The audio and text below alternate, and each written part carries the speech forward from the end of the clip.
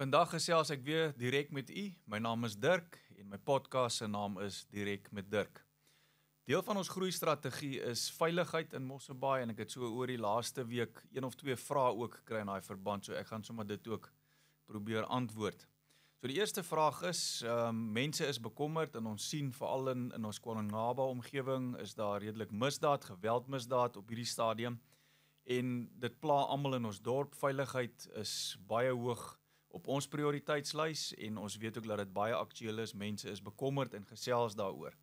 So die vraag is, wat het Mosselbaai en Mosselbaai munisipaliteit gedoen oor die laaste 4 jaar, oor hierdie termyn, rondom veiligheid in Mosselbaai en wat doen ons vorentoe?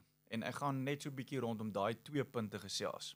As ons sê, wat het ons gedoen, kan ek sê dat in terme van die gemeenskap se gevoel het ons gesien dat by verskeie van ons geïntegreerde ontwikkelingsplan of IDP vergaderings, by daai beplanningsvergaderings, het die gemeenskap vir hulle gesê dat hulle nommer 1 bekommernis of prioriteit is veiligheid. En vir daai rede het die Raad van Mosselbaai dit goed gedink om te investeer in veiligheid. Nou moet ek op hierdie stadium noem, die Raad of enige munisipaliteit, veral 'n B-munisipaliteit, Mosselbaai is 'n B-munisipaliteit wat in terme van skedule 4 en 5B van die grondwet, gee dit vir jou spesifieke funksies en magte. Ek moet ook by sê dat enige munisipaliteit, ek gaan 'n Engelse term gebruik, is 'n creature of statute, wat beteken dat jy nie vir jouself ekstra magte kan by-eien nie. 'n raad, 'n plaaslike raad kan net spesifieke beleide implementeer en bepaal in terme van die magte wat hulle het of die wetgewing wat dit vir hulle toelaat. So 'n munisipaliteit gewoonlik kyk na bouregulasies, laat eiendomme veilig is, wonings veilig is, dan werk ons met verkeersregulasies en dan is daar vir munisipale verordeninge, byvoorbeeld soos die hondeopstrande ensovoorts. Dit is die magte waar binne ons kan werk. So wanneer ons praat oor veiligheid van die mens of oor enige ander aspekte waar die Suid-Afrikaanse polisie betrokke is, soos grondgrype of korrupsie, dan is dit die plig in terme van die grondwet van die Suid-Afrikaanse polisie. As gevolg van die bekommernis van die publiek en die mandaat wat hulle basies aan die raad gegee het, ons besluit om wel van u belastingbetaler geld te spandeer om te kyk hoe ons baie belangrik in samewerking met die Suid-Afrikaanse polisie kan saamwerk. So, dis belangrik dat ek uitlig, ons kan slegs 'n verskil maak indien ons saamwerk met die Suid-Afrikaanse polisie en dat ons slegs kan optree onder hulle leierskap of onder hulle bevel, sal die regte woord wees in daai verband. So waarmee ons begin het was om te kyk dat ons 'n fasiliteit vestig. Ons het in die vorige termyn reeds 'n nuwe direktoraat, 'n veiligheidsdirektoraat daar gestel en in hierdie termyn het ons dan ons baie bekende Joint Operation Command Sentrum of ons beheersentrum het ons gevestig en wat hierdie sentrum uniek maak is dat ons die Suid-Afrikaanse polisie 24 uur 7 dae 'n week binne daai munisipale entiteit het.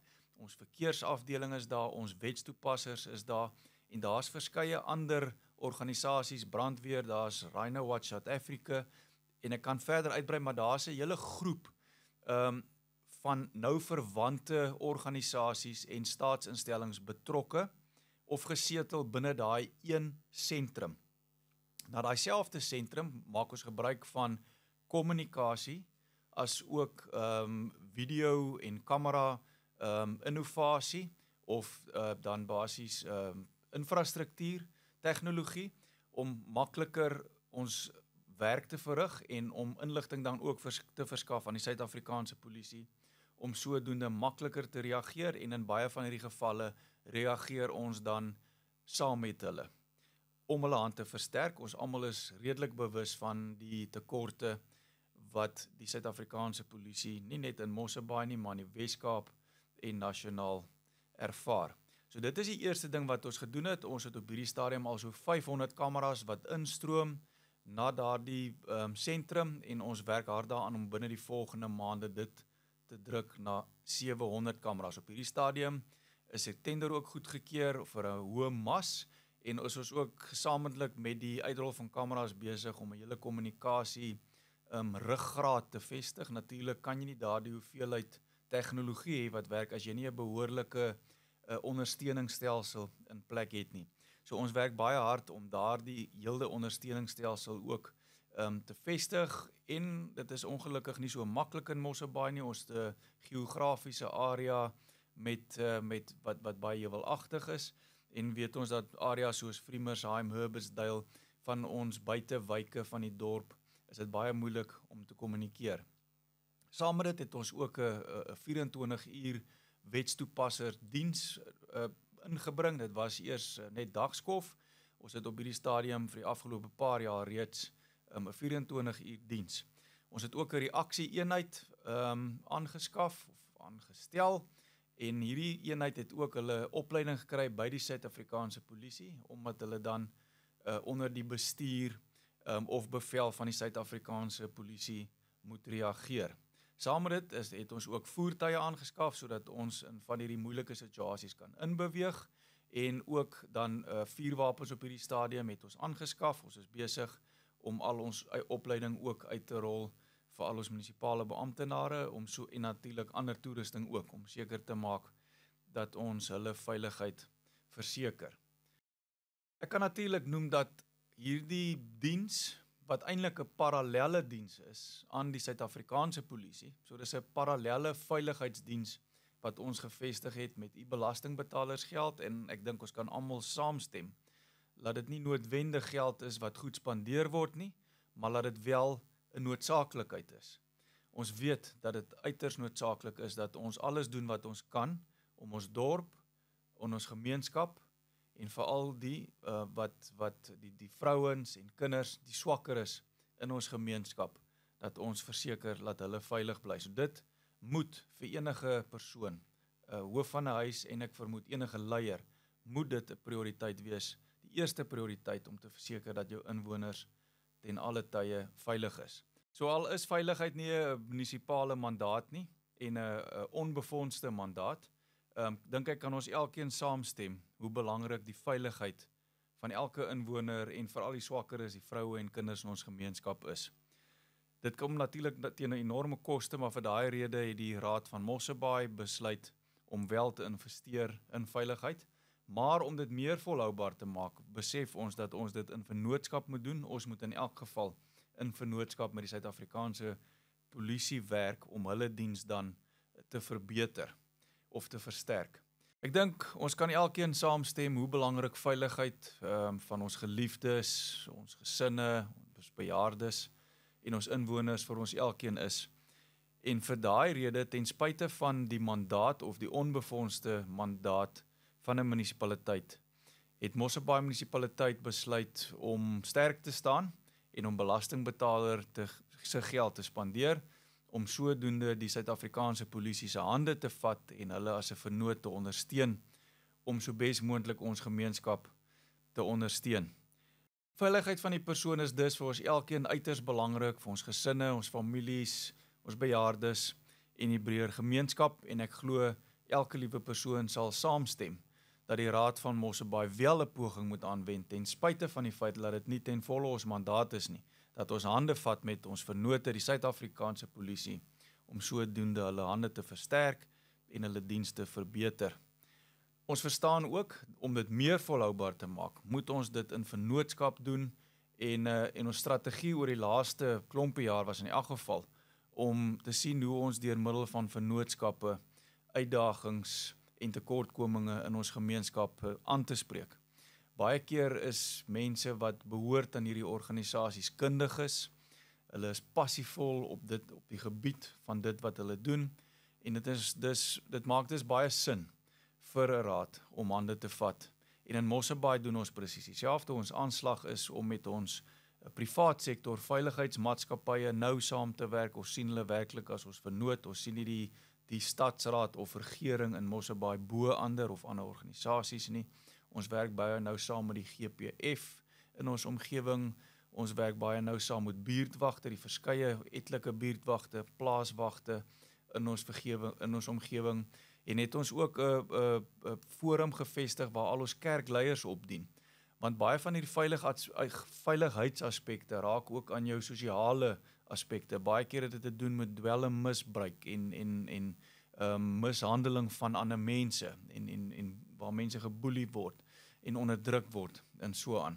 So vir daai doel kyk ons werklik watter vennote 'n rol kan speel, wie maak 'n bydrae in die gemeenskap en vat ons hande met hulle en werk nou saam met hulle om dit meer volhoubaar, om veiligheid meer volhoubaar in Mosselbaai uit te rol. So die vraag is nou volgende, wat doen ons nou? Hoe gaan ons vorentoe? En met baie van my gesprekke met lede van die publiek en organisasies word daar ook gevra vir meer sigbare wetstoepassing. En ek stem saam, dit is so dat sigbare polisieering, dit is bewys dat dit baie effektief is, maar dit kom natuurlik teen 'n koste. Dit kom teen 'n koste vir ons belastingbetalers. So ons elkeen het ook 'n rol om te speel.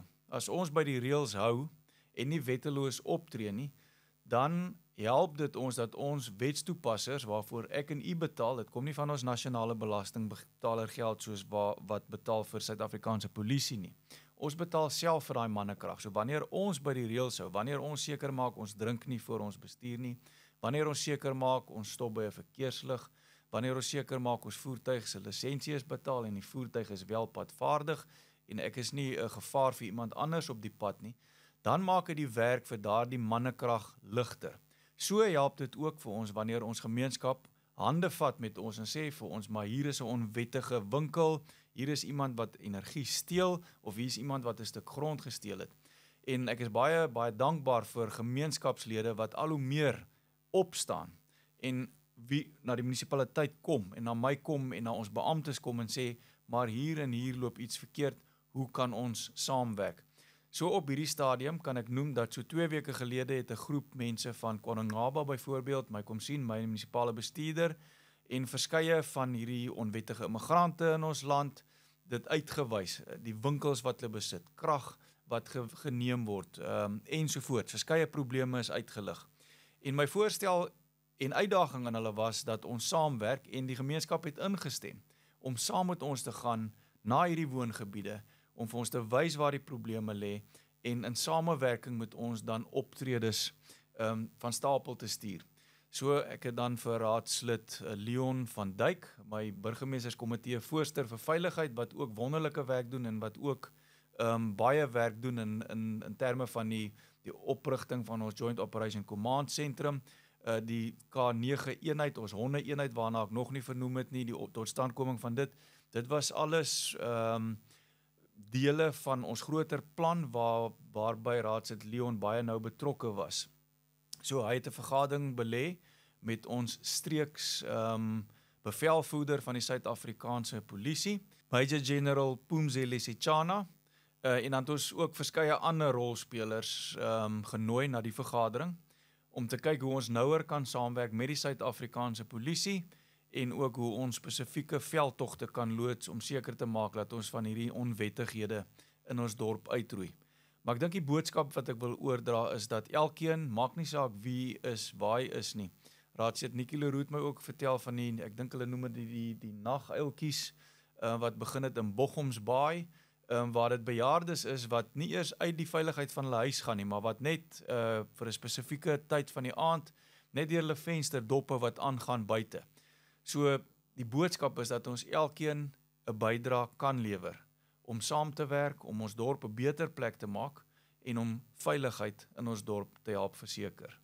Dit was dan direk met Dirk en volgende week gesels ek bietjie met u met die volgende been van my groeistrategie. So ons gaan volgende week bietjie gesels oor ons sosiale ontwikkeling en dan dink ek gaan ons ook ietsie noem rondom ons omgewing en dit wat ons doen om ons natuur, ons beeldskone, ikoniese Mosselbaai te help bewaar.